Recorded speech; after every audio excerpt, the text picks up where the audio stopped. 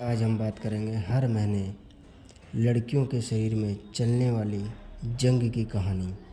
तो नमस्कार, मैं रंजीत सर आज आपके सामने मेंस्ट्रुएशन साइकिल लेकर के आया हूँ। हेलो दोस्तों, आज मैं बहुत इम्पोर्टेंट टॉपिक लेकर आया आपके सामने जिसका नाम है मेंस्ट्रुएशन साइकिल। ठीक है, आज इसके बारे में थोड़ा सा डिटेल में हम बात करेंगे। तो सबसे पहले हम बात करते हैं मेंस्ट्रुएशन साइकिल, जिसको हम सबसे पहले जानेंगे क्या है इसकी डेफिनेशन, है ना। कोई हमसे अगर पूछ लेता है तो हमें उसको डिफ़ाइन करना आना चाहिए। तो सबसे पहले जब मेंस्ट्रुएशन होता है तब यूट्रस यानी कि गर्भाशय, जिसको हम गर्भाशय बोलते हैं, उसके म्यूकस और अन्य पदार्थ मिल करके मिक्स ब्लड के साथ योनि मार्ग से यानी कि वजाइना थ्रू स्राव होता है। उसे मासिक धर्म या मेंस्ट्रुएशन साइकिल कहते हैं। ठीक है, इसकी जो अवधि होती है वो 3 से 5 दिन की होती है। जो ब्लड यानी कि ये जो रक्त स्राव ब्लड निकलेगा तो ये 3 से 5 दिन तक चलता है। अब बात करते हैं प्रत्येक महिला में रिप्रोडक्टिव एज की। जो रिप्रोडक्टिव एज है वो कितने से कितने तक होती है। तो जितनी भी महिलाएं हैं वो 12 से प्यूबर्टी चालू हो जाती है, मेंस्ट्रुएशन स्टार्ट हो जाता है और 50 तक ये चलता है। उसके बाद बात करते हैं मेंस्ट्रुएशन साइकिल की अवधि। ठीक है, ये तो हमने बात कर लिया 12 से 50 स्टार्ट होता है और स्टॉप होता है। ठीक है, 50 के वर्ष में। इसको हम जो मेडिकल टर्म है उसके भी बारे में बात करेंगे आगे। ठीक है, अभी देखते हैं मेंस्ट्रुएशन साइकिल की अवधि जो 28 दिन की होती है। ये हर साइकिल हर 28 दिन में आता है। नॉर्मल जो एवरेज होना चाहिए वो 26 से लेकर के 30 दिनों तक का होना चाहिए। यानी कि अगर 26 दिन में भी आ रहा है कोई दिक्कत नहीं, 30 दिन में भी आ रहा है कोई दिक्कत नहीं। 30 से ऊपर नहीं होना चाहिए और 26 से कम नहीं होना चाहिए। और फर्स्ट मेंस्ट्रुएशन को जो हम बोलते हैं मिनार्की। ठीक है ना, जैसे मैंने बताया था 12 से 50 वर्ष। तो 12 साल की जो उम्र में जो फर्स्ट मेंस्ट्रुएशन आता है उसे हम बोलते हैं मिनार्की, जिसको हम हिंदी में बोलते हैं रजोदर्शन कहते हैं। ठीक है, और जो लास्ट मेंस्ट्रुएशन आता है यानी कि जो लास्ट वाला मेंस्ट्रुएशन जो मैंने बताया था 50 साल की उम्र में, उसको बोलते हैं मेनोपॉज। ठीक है, मेनोपॉज जो उसको हम कहते हैं, ये नॉर्मली 45 टू 50 एज में आ जाता है। ठीक है, उसके बाद हम बात करते हैं एक महिला में जो प्यूबर्टी है वो प्यूबर्टी से लेकर के मेनोपॉज तक के जो मेंस्ट्रुएशन होते हैं उस दौरान पिट्यूटरी ग्लैंड जो है 2 हार्मोन रिलीज करती है ना।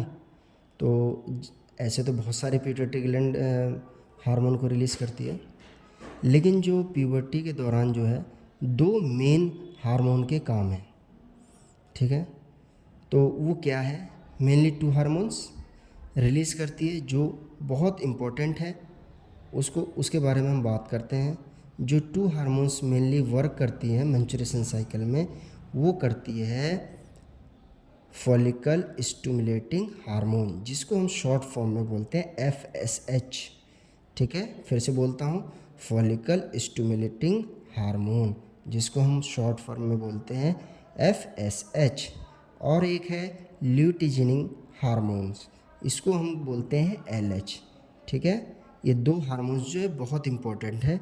अब इन दोनों को हम डिटेल से ज़रा जानेंगे, ये हार्मोन्स किस तरीके से कार्य करते हैं।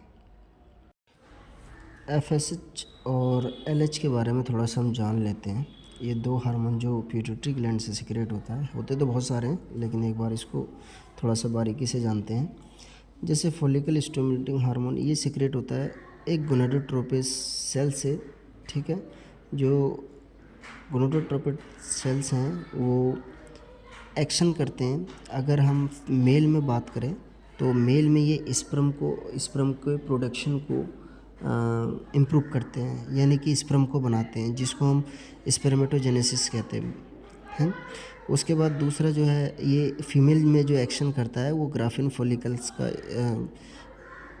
डेवलपमेंट करता है, जिससे ग्राफिन फॉलिकल्स बनते हैं और थीका सेल से फिर स्टिमुलेट होकर एस्ट्रोजन बनता है, एस्ट्रोजन से सिक्रेट होकर के फिर वो क्या है, ओवरीज पे काम करता है। ठीक है, अब एलएच की बात करते हैं। एलएच क्या करता है? एलएच ये एक्शन अगर हम मेल में बात करें तो ये सबसे पहले क्या है, आईसीएच एक ICSH करके एक हार्मोन्स रिलीज़ करता है। एलएच क्या कैसे करेगा, ये सबसे पहले ICSH की फुल फॉर्म जानते हैं, इंस्टेशियल सेल स्टिमुलेटिंग हार्मोन इसको कहते हैं। ठीक है, ये क्या काम करता है, ये हार्मोन टेस्टिस पे काम करता है। तो टेस्टिस से एक लीडिंग सेल्स होती है, लीडिंग सेल्स स्टिमुलेट हो जाती है और लीडिंग सेल स्टिमुलेट होने के बाद क्या, वो टेस्टोस्टेरोन को जो है सिक्रेट करती है। अब वो टेस्टोस्टेरोन को सिक्रेट करती है, ये हो गया मेल में।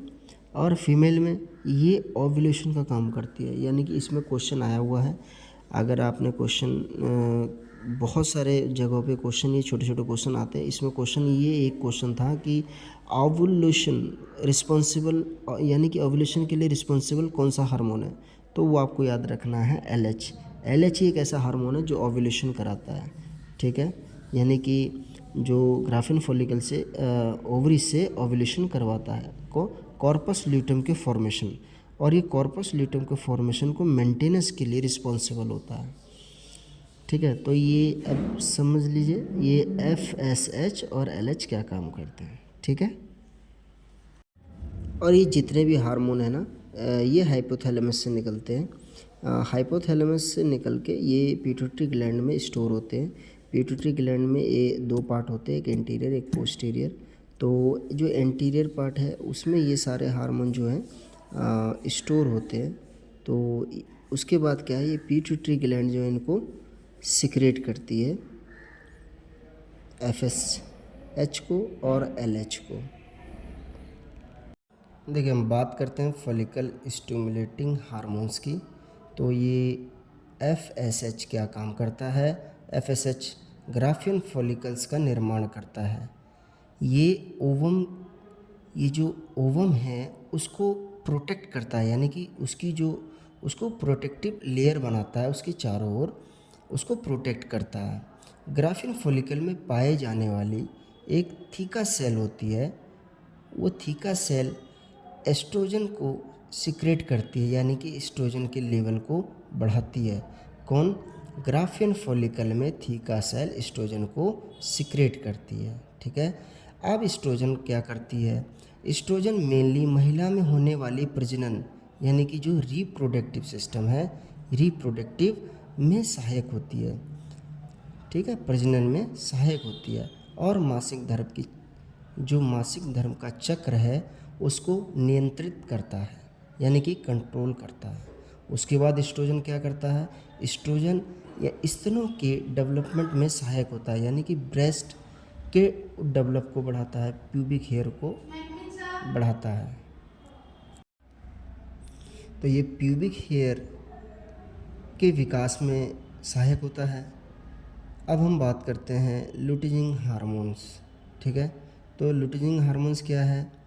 LH, जो क्या है, रिस्पॉन्सिबल फॉर ओव्यूलेशन। अब ओव्यूलेशन क्या है? यानी कि जो ओवम है उसको जो है ये ओवरी से बाहर निकालता है। ठीक है, उसको मैंच्योर करता है उसको, फिर उसमें क्या है, कॉर्पस ल्यूटम के डेवलपमेंट में सहायक होता है। फिर उसमें जो कॉर्पस ल्यूटम है उसको वो डेवलप करता है, जिससे रिप्रोडक्टिव का स्टेज आगे बढ़ सके। ठीक है, फिर ये धीरे धीरे क्या होता है,